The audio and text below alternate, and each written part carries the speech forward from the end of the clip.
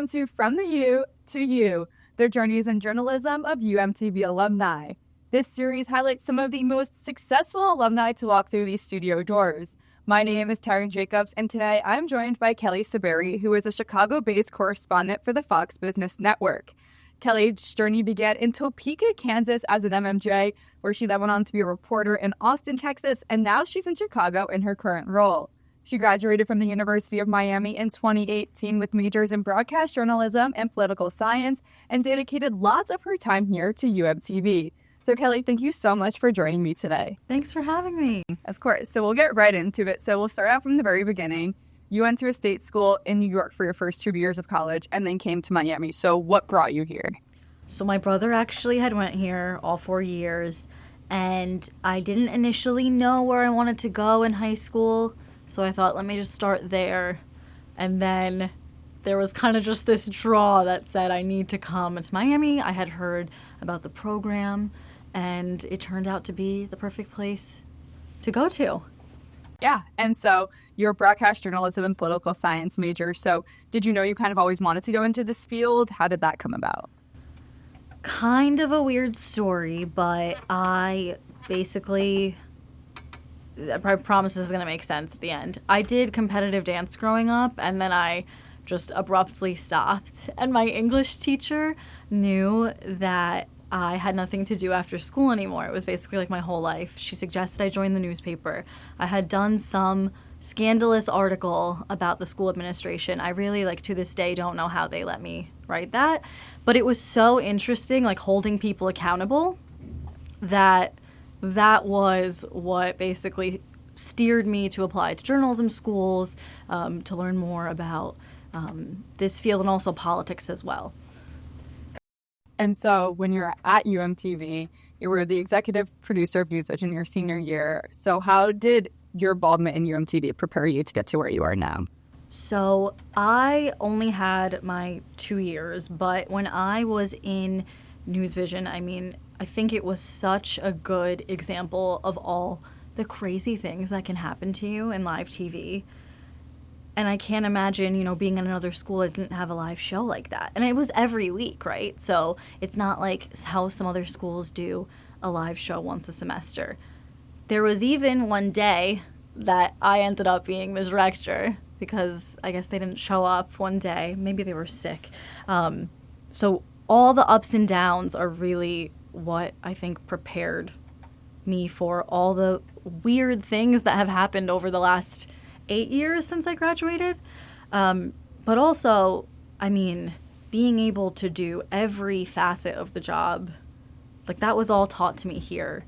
And I think it also made me a better candidate going into the job market. I knew how to shoot, I knew how to write, and I also had that hands-on experience.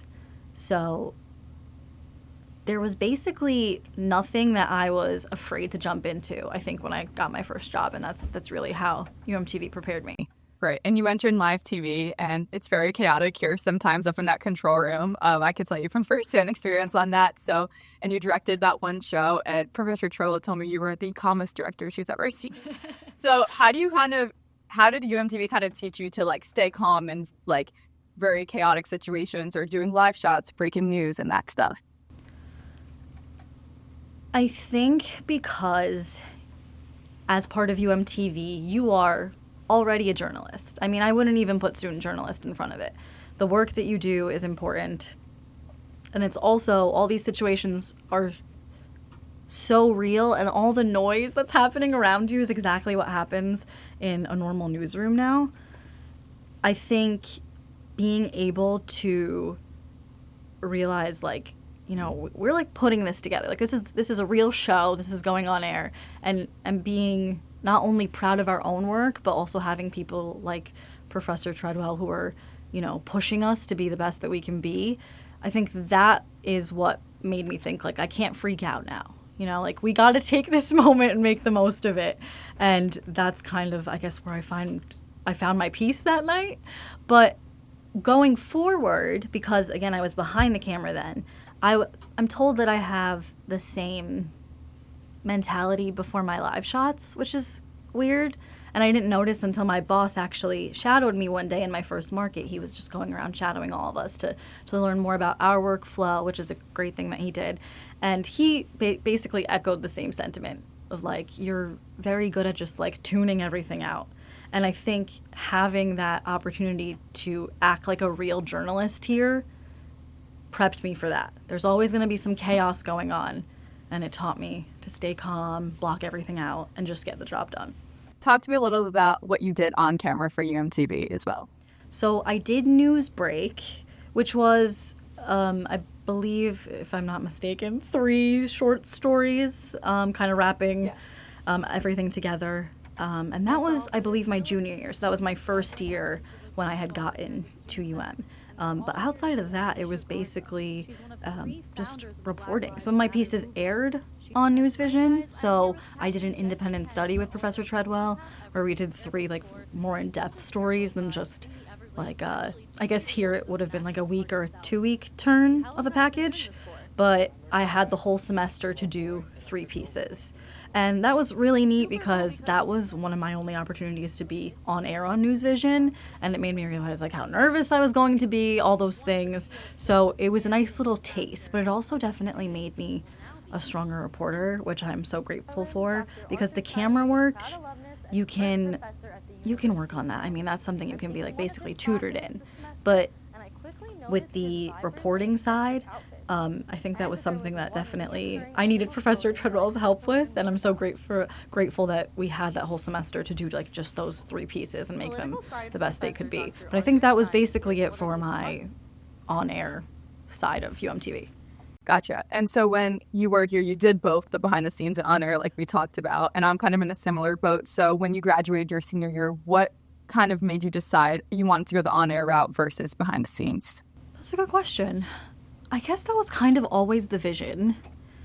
I always tell people now, to me, the being on TV part is kind of irrelevant to me. I think I've learned to love just telling the stories and realizing that I'm really grateful to have the opportunity to tell people's stories. I think I would have been happy being a newspaper reporter as well. I think there's just like an extra excitement to being able to use your voice in a sense like you guys are now. I mean, learning to shoot here, I think, was probably part of the reason why that led me to want to go down the route, because it's a difficult one, right? To want to be on air, you have to kind of work your way up.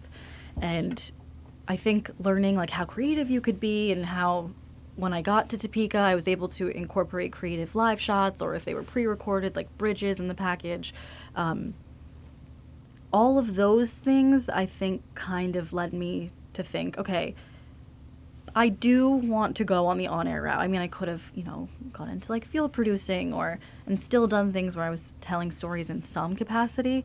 But I think what I learned here of putting a story together, shooting, being like really the director of my whatever piece it was that I was working on, and realizing that like my voice is going to be on it, like being proud of it, probably led me to want to continue, even though everyone said it was going to be a really hard process to get into it. But I think it was all worth it too. That's amazing. And so you were only here for 2 years. So did you kind of feel like you were playing catch up and you were behind when you only had 2 years to kind of immerse yourself in UMTV? Or what was that like? A little bit at times. I was always the student, though, that didn't waste any time. So at my previous school, I jumped right into everything. I think at my previous school, which was just the journalism school, I was the freshman that was kind of like entangling themselves in everything the seniors were doing to try to get that hands-on experience. They didn't have something like a UMTV there. And then as I kind of dipped my toes into UMTV here, I realized like there's so much that everyone here had the opportunity to learn that I didn't learn there. So it was a matter of asking questions, leaning on the people around me. I mean, I was fortunate that I had joined a sorority even though I had transferred. So I had sorority sisters who were also in News Vision, was able to ask them questions, and also having that independent study, I think, also answered a lot of the things that needed to be filled in, those blanks that I still had questions on. But yeah, it's funny because the curriculum had actually just changed when I got here. So my peers and people who are still my friends now, they had been in like a different set of classes. And then when I got here, I was definitely playing catch up. But I think if I didn't join UMTV, I'm not sure if I would have fully gotten what my friends had learned, if that makes sense. Right. No, I definitely agree with that.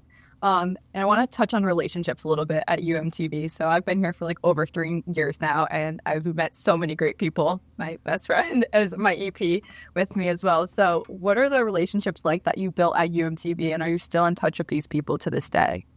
Yeah, I think it is so important to understand how small the business is. I think from the outside, it probably looks like, wow, there's so many people in it. I mean, between writers, bookers, reporters, anchors, producers, all these people. But it really is such a small business. Many of my friends who have decided to leave news, they kind of started on the journey and they went in other directions. We are still so close. And I think the reason why I bring up it being such a small business is I think it's really important that while you're here, you realize like you might be working with some of these people down the line. And I think some of the advice that I've constantly gotten from people older than me or those who have more experience than me is to always like treat everyone with respect and kindness. And I think that definitely rang true as I kind of worked my way up. You will definitely lean on those people as you go through. I mean, I had somebody who was a little bit older than me after I got my first job in Topeka say, one day you're going to be in that news car and you're just going to start crying. And you can call me because I was in the news car and I was crying. So the relationships that you make are so, so important. And it's not even just, we don't just talk about news things. Like these friends that, frankly, some of them I thought I'd never keep in touch with again. They're like some of my best friends now. And it's not just about news, it's just general friendship. And I cherish them, so. That's amazing. And then last thing, while you were at did you take advantage of any internships while you were still in college? Yeah, so I technically only had that one summer from junior to senior year, but it was actually related to what I do now in a sense. I was a Fox College associate for Martha McCallum's show, The Story, on Fox News. At the time, it was at 7 p.m., I think. So I was doing like the real news thing, like network news, like we're on prime time. It was very interesting. I got to talk to some of the guests, when they come in the double box. That was like my one thing. Like I'd put the headphones on and say, "Hi, Senator, thanks for being here. You'll be on in 5 minutes." And just, at one point I wrote a book report for Dana Perino that I didn't think she was actually going to read. She was filling in for Martha, if I can just share this story. They gave me this book that a senator wrote, and they said, "Don't read it. But give us some notes on it." Well, I was commuting from Long Island, so I'm like, okay, I'm going to read the book. It took two rides, there and back, to read the book. I write this book report, and I'm just sitting there, like, on the computer, probably just, like, reading the New York Times, and Dana comes in, and she's on the other side of the entire team, on the other side of the room, and she says, "Who wrote that book report?" And I don't even realize that she's talking to me, and they're like, "Oh, it's the intern." And she said, "Thank you," and I'll never forget that. So that was my one internship, and I'd like to think that it helped me get the job that I'm in now, to show like an early interest in the company. So yeah, that's basically it for my one summer that I had in between junior and senior year. Sounds like it was about both. It was, yeah. That's good. So we'll jump now into your career. So obviously you started out as an intern there. That was your first kind of taste of the industry. We're in Topeka, Kansas as an MMJ, Austin as a reporter, and now in your current role at Fox Business Network. So tell me about how you even got that first job in Topeka, Kansas, and then how you kind of rose up through the ranks. So getting the job in Topeka was basically applying anywhere and everywhere and seeing who responded. I want to say maybe less than 10 news directors actually answered. But when I got the email from who ended up being my current boss, I think I actually you would have thought I passed out. I remember sitting at my kitchen table back in New York and thinking, oh my God, somebody wants to talk to me. They actually liked my reel. And it turned out to be a really good fit. Topeka is fortunately a big city. It's not as big as Kansas City, but it's an hour away from it. And you learn when you go into your first market that all the other reporters are in the same boat as you, and many of them are also coming from really far away too, and they become like your brothers and sisters there. You know, you spend every holiday with them. They're there for you through all the ups and downs. You're working weekends together. They are basically everything to you. They become your family. And then out of that job, that was a 3-year contract. And again, MMJ, or maybe I should tell you a little bit about how I went from reporter to producer anchor while I was in Topeka. So maybe like a year in, I ended up producing my own show, also anchoring the show, and basically doing any other job that wasn't running the commercials. So I did mornings, that was weekend mornings, and then eventually, as people's contracts ended, I went up to weekend evenings. And then you have the additional task of when the new reporters come in who work the weekends, you basically have to teach them. So not only are you doing all those jobs like editing the video, writing the scripts, but you're also like becoming a mentor to these other kids basically. I mean, you're still a kid, but they were like a year or two younger than me. How do you write a package? How do you write a tease? Whatever it may be. And then I went to Austin. That was a 2-year contract. I was the morning reporter. I woke up at 2 a.m. every day. A lot of interesting news in Texas, especially if you like politics like I do. Very interesting, constantly. Highly suggest it if you're into politics to go there. And then we came to Fox Business 2 years ago, and it's just been, the coverage has been so varied. I mean, there's so many interesting things that I've gotten the opportunity to do. Just from going to the factory that made the footballs the week before the Super Bowl, to getting to go fill in DC at Capitol Hill for my colleagues. So it's all the things you can think of at Fox Business. I've probably done a little bit of all of it. That's awesome. So what kind of took you into the business side of journalism, considering it doesn't seem like you did much of that in the past? Yeah. So at first, I kind of had the thought, why would you hire me to do a business role?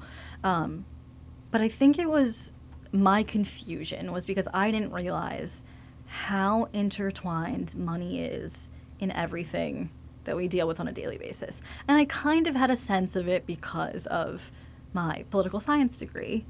It was definitely something that we talked about in our classes here at UM, but now that all my stories basically revolve around money, it is so important, to anyone and everyone. And a lot of what we do at Fox Business, which I think is kind of the distinction between some of the other business networks, is it's like, what are we talking about at the dinner table? And these are just things that affect everyone. I mean, we're talking about people deciding not to go to college. We're talking about, how can people afford groceries? And these are all still stories of regular humans, which is what I love to do. So I never thought I would end up on the business side. I kind of started speaking to some of the folks at Fox about a role, and this is where they thought I would be a good fit. And it probably took me a few weeks, but I realized this is just like any other human story that I like to cover. I really prefer when I get to speak to just everyday people, and that's still something that I get to do because, money's intertwined into everything. But yeah, I also had that thought of where am I doing here? I don't know anything about business. And I'm still learning every day, of course, but yeah, it's basically, the same thing, but slightly different topics, if that makes sense. Yeah, gotcha, that one. So you worked locally up until you got to Fox Business Network, but now you're covering these stories that do affect everyone in America. So what's the difference between like your local news coverage that you did first, like now shifting to the national side? The biggest thing that immediately came to mind is trying to make sources. So in Topeka and Austin, I mean, making sources is, it's still difficult, but you don't realize how much easier it was until, you were in person at a store, you're handing out your card, you're telling people like, hey, if something's coming up, give me a call. And also in Kansas, I was regularly calling the important people in our community to touch base, just randomly. Hey, Bob, whoever, what's going on? Is there anything upcoming that I can chat with you about that maybe could be a story? But here, when you are a national correspondent and you're not necessarily covering just Chicago, for example, you don't get the opportunity to say, here's my card. You are cold calling people. You are emailing any random person who you can find on LinkedIn, basically, to try to create sources. And sources are probably one of the most important parts, I think, or maybe I should say one of the most difficult parts that I think a lot of us realized after college that we needed to be good at making, but also pitching too, and those things are so intertwined. I mean, you got to get your pitches from people who are, in those worlds, especially in business, you've got a lot of important people. So that was probably the biggest difference. And also, I think, going back to the question previous to this, like humanizing the story takes a little bit more time. I think you could turn on a business network and you could see like a bunch of numbers on the screen, but it's always important to have someone who's personally been affected by whatever it is that we're talking about. So maybe it's like a farmer, or maybe it's a parent whose kid is using ChatGPT and it's turning into a harmful situation. Things like that. It's not just about the full screens, right, and the graphics. It's, I think, important to keep humanizing the story like we did in local news. Okay. There's more to business than just the numbers. Yeah, exactly. So when you got to Fox Business Network, or I guess when you were getting there, did you have an agent? And if yes or no, what would you kind of tell young journalists and people who are like in the industry about getting an agent and when they should? So I do not have an agent, and I did not have one going into this role. I will say my reasoning was that nobody knows me like I know me. So all those days where I offered to do 2 packages when they only asked for 1, the agent doesn't know that. I know that. So when I understand there is a sentiment that like they can open certain doors, but when it comes down to why should they pick me over someone else, I will always be the better person to vouch for myself. The agent doesn't know my work ethic. Frankly, just again, because the business is so small and you meet so many people, sometimes you hear some shady stories. So if you can vouch for yourself and you can share, what makes you the better candidate, I think why not keep the money in your pocket, right? So that was kind of my thought process.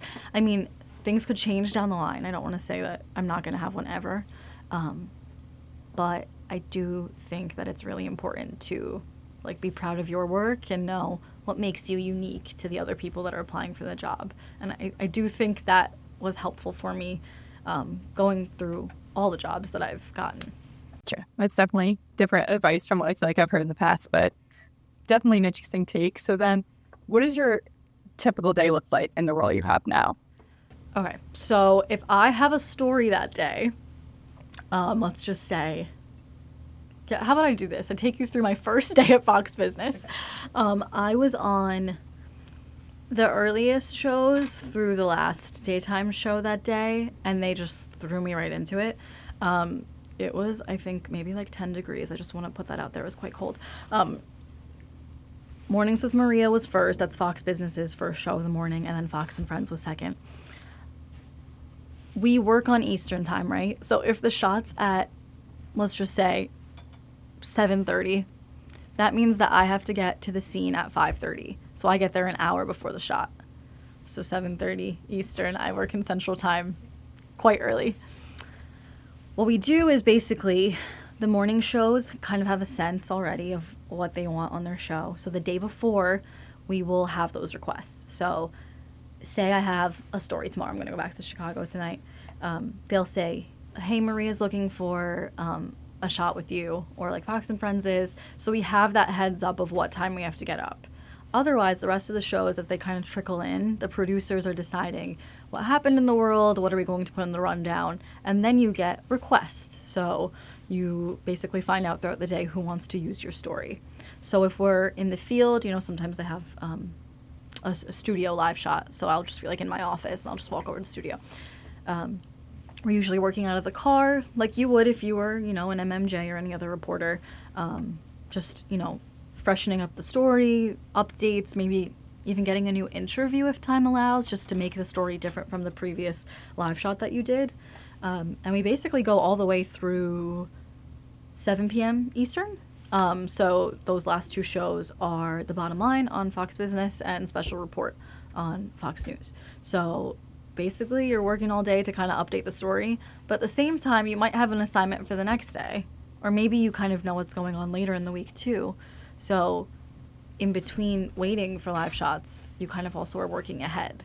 And that's also something that is different from local news, is that local news you're kind of spending all day to get to that one live shot. Sometimes you'll have more than one. But usually if it's like a package, they're only going to have you do it in like the 6 or the 10 or something like that. You work all day just to get that done. But here, we're kind of getting everything set earlier in the morning so that we can present it to all of the shows on both networks. Gotcha. And was there anything that you kind of found like surprising when you got to Fox Business in your role, or something that you weren't ready for? Ready for? No. But I think just the sheer fact that I didn't realize money is involved in everything. I think that was really the most surprising thing. But I do think, between being here at UMTV and having those two other jobs, I think you already know, being in your role here, things can get crazy. And then, you'll be like a month into your first adult job and you will already have so many experiences that will shape who you are and make you ready for anything. So I think I was definitely ready. I think I just was so, I was so surprised really by, wow, like money really is involved in every little thing we do. I mean, from the cell phones in our hand to, this coffee. I talk about coffee all the time. I talk about coffee prices like twice a quarter. So yeah, it's really, money's in everything. Gotcha. So let's see. You said you're ready for your jobs. A lot of that probably came from UMTV and the skills you've learned here. So what are some of the skills that you learned at UMTV and also maybe in your first or second job as well that you kind of use on a daily basis? Ooh, just about everything. I mean, I think when you get to a certain level, there's kind of an expectation that you know how to do most things. But I think the biggest thing that I lacked when I got to my first job was really just that pitching and sourcing. And then when you switch markets, you kind of realize again, like, okay, I got to start all over. Like every connection that I had in my first market, we got to just do it all over again. But the only other thing that I could say that maybe I didn't have was for technical things to go wrong. So maybe like when, I don't know if you guys use these now, like the stabilizers on the cameras, like the DSLRs, like mid live shot, just boop. We were actually in my kitchen too, talking about electric stoves. So when it did that, we were looking at like my hardwood floor, and this is on live TV, like in the 1 o'clock hour. I'd like to think that at this point I'm ready for anything like that to happen, but I don't think you're ever like fully prepared to respond in those situations. Maybe in like 5 years I'll say something different, but there was also a time recently where my IFB went out, and the anchor asked me a question, which is kind of rare. There's nothing you can do. I just smiled and nodded. I didn't know that they were asking me a question. So those kinds of things are the only things that I think you can't take with you until they happen. So just those weird things. But otherwise, I really felt fully ready to get to the point that I'm at now, for sure. Right. And when those things happen, like the camera falling or your IFB not working, how do you kind of like move on from that and like not dwell on that, like, oh wow, this just happened on national television? So that's kind of the beauty of the industry, is that we don't take the previous day's story home with us typically. I think that was more true in local news. When the story was done, it was done. Here, I might be following the same topic for a few days, but we have so many chances to start over that we kind of just got to brush it off. I was quite embarrassed when the IFB issue happened, but there's nothing you can do. It happened, and you just got to move on, you know? Yeah. And we will always remember it longer than the viewer will. So you've been in the industry for like about 7 years now, and I feel like a big thing is burnout and like having to cover these hard stories every day. So how do you prevent burnout from covering like these really hard topics sometimes? I think it's really important to prioritize all the things that like don't sound fun, first of all. So getting your sleep and like eating healthy, working out if you have the time, all those things are like at the core the most important, but also finding hobbies outside of work. So I made a big point of the people in your jobs becoming your friends and basically your family, but you should also find outlets outside of that core group, because you might talk about work all the time at that point. And I think the biggest thing that kind of wears on people is that constant talking about, you know, what happened at the office. Maybe it's always negative too. It might not always be positive. So the best thing I think to do is to find some outside hobbies. Maybe there's like a rec league or something. And I will say, I'm not saying I even did that in Kansas. Easier said than done, for sure. It definitely was easier when I got to Austin. I made friends outside of the workplace, and that's the same for me here in Chicago. But you really need to have a place or a group of people where you don't have to think about work. And I definitely think I heard that repeatedly, that people would always hang out with their coworkers after their shifts, and it was always the same thing over and over. So I think the biggest thing you can do is to prioritize yourself, and just make sure that you have additional hobbies. But sleep and eating healthy are actually so important. And I am still dealing with that, like, today. Like, there will be days where if they ask me for an early live shot, I'm like, I gotta get in bed at 7:30. I know it sounds crazy, but I just have to do it if I want to, like, feel good the next day. So prioritize yourself, prioritize your fun, I guess. Things that you like doing. I think as an adult in any industry, you kind of forget, like, what you used to like to do. So just making sure that you are doing fun things. And it also helps so that we like our jobs in news. So finding a place where you like to work also helps. Your percent. What was it like talking about like your personal life and what to do outside of just your job so it doesn't feel like such a burden? What was it like adjusting to life in like Topeka, Kansas, and then in Austin, Texas? And then like those are all such different places from Miami and whatnot. So everyone thought I was kind of crazy when I said I was moving to Topeka. It was pretty natural for me to jump in there. I feel like one of my strengths is making friends. So I kind of felt like I got there, I kind of, started forming relationships, and I was like one of the plan makers, basically. Like, I'm like the one, hey, let's go do this, But again, like I said in the previous question, I'm not saying I was amazing at any of the stuff outside of work, so I didn't go find a hobby. I really should have. Looking back on it, I think that would have kept me a lot more sane, because you are working a lot of hours. I will say, as you go into your bigger markets, like your medium markets, which I hear a lot of people are kind of going straight to now, you do have the opportunity to meet like young people because they want to live there. So like Austin, Texas is definitely a hot spot for people who want to go there. I was there, I guess I moved 4 years ago to Austin. I mean, there's no shortage of things to do. Something that I did do was I volunteered in Austin. I did Big Brothers Big Sisters. So that kind of helps you feel like you're part of the community and makes you feel like, okay, this is home. But outside of just like going outside of your comfort zone to maybe find hobbies, find like sports things you can do, that's basically it. You just gotta,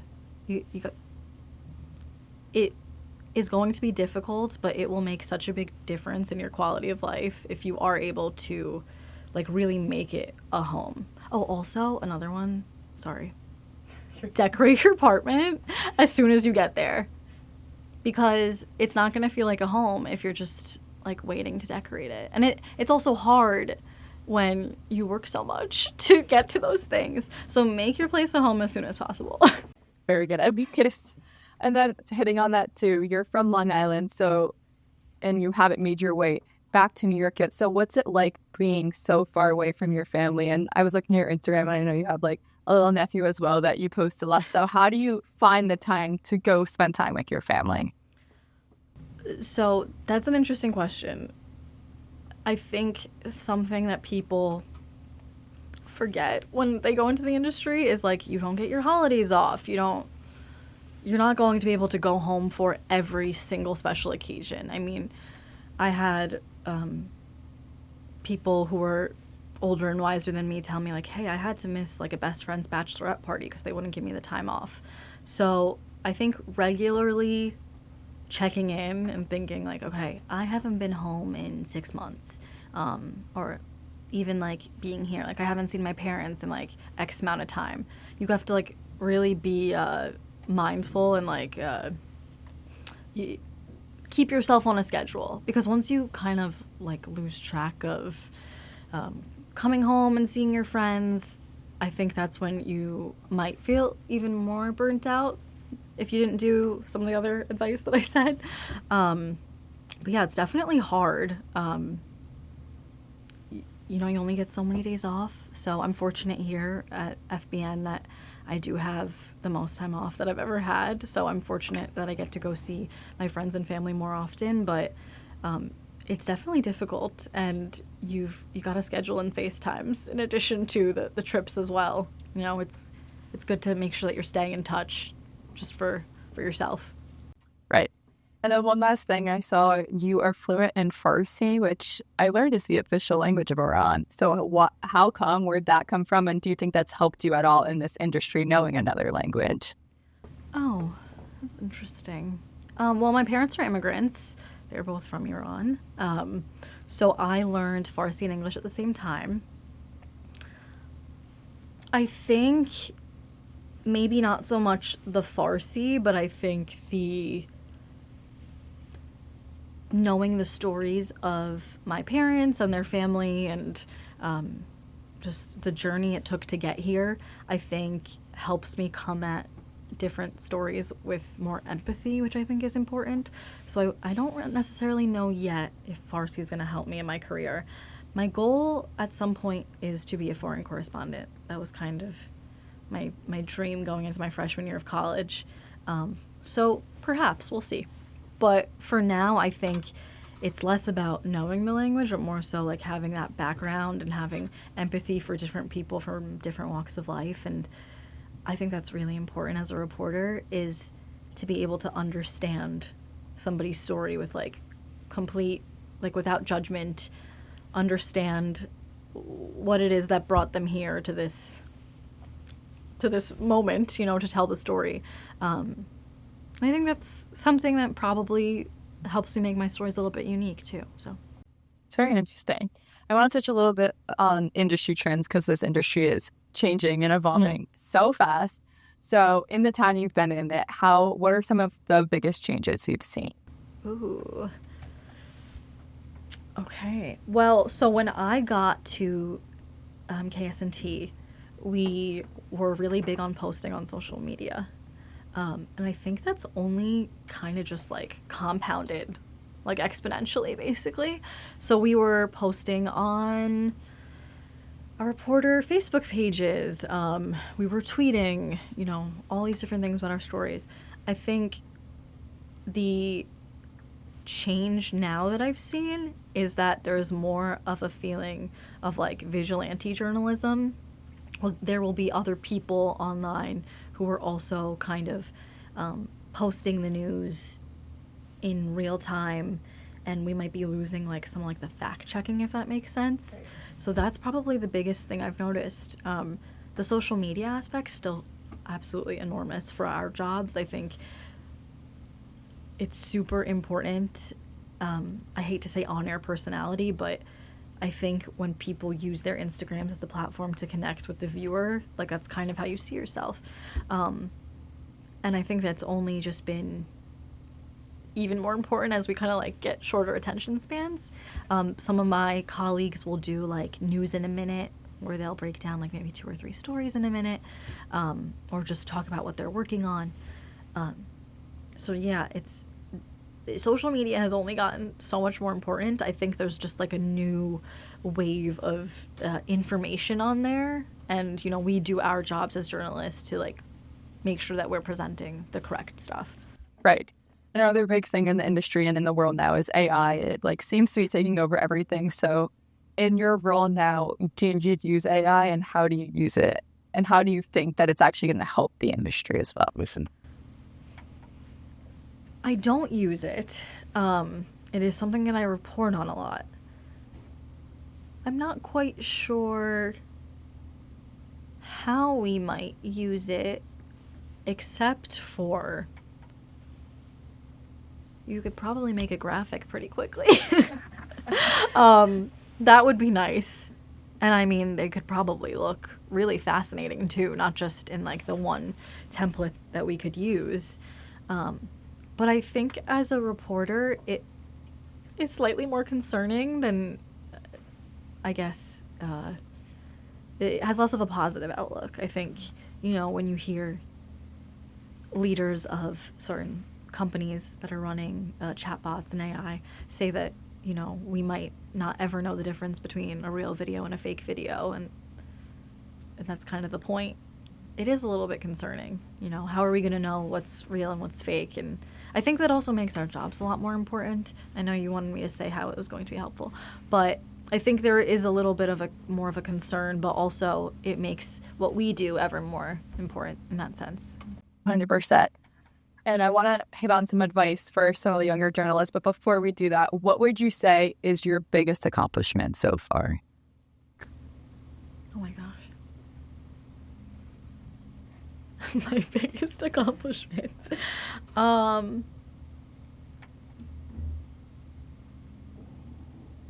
Well, if I could be a little bit more vague, I think anytime I did a story that ended up helping someone, or getting an email from someone thanking me for telling a story, that would be the biggest accomplishment. I mean, that is honestly what came to my head, was like a specific email. There's no flashy story that I can think of that I would say, wow, like that was more important than all those smaller ones. Because I really do value all the work that I did leading up to FBN. So yeah, I think anything that made an impact on somebody's life by telling that story would be my accomplishment. Yeah. Something I love now too is telling the stories that like really make an impact and you feel like you're making a difference in these people's lives. Yeah. So that's great. So then advice, I guess, if you go back and talk to yourself when you were like a senior at college, would you change your path that you took? No. I feel like I was fully committed. I mean, I don't remember the exact intricacies of those days, but I remember like skipping tailgates to go shoot a story. And frankly, I don't regret it at all. Because it gave me the stories that I could talk about in the interviews, and it made me a better reporter. But I will say, that having been said, I do think it's important to also prioritize having fun. News Vision was on Thursday. My friends were always at the Rat. I never got to go. So maybe trying to prioritize more fun, because you really never get these years back. So, yeah, just make it a balance more than I did. Gotcha. And then kind of going off of that as well, what advice would you have to the young journalists and like seniors in college like I am?